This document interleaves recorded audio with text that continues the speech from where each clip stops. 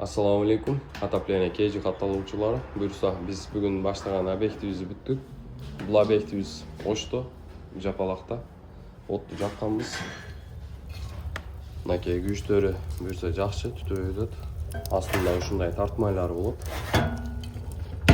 Анан мына тартыштарын көрсөңөр, мына ичиндеги трубаларга от тийип, анан системаны ысытат. Бұл объектибиз 5 комната. Мына холдо 15 кабырга батарейкабыз бар. Печкабыздын аркасында деле 15 кабырга. Андан кийинки комнатабызда деле 15 кабырга. Комнаталар бардыгы бирдей экен. Заказчик өзү калоосу менен насос коюп бергиле деген. Расширительный бачок ушунун үстүндө.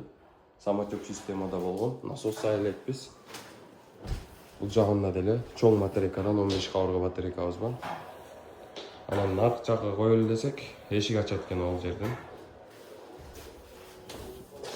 Бул жагында деле 15 кабырга батарейкабыз бар.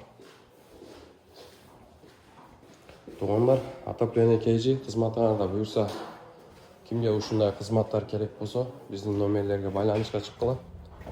Сапаттуу кылып бүтүрүп беребиз.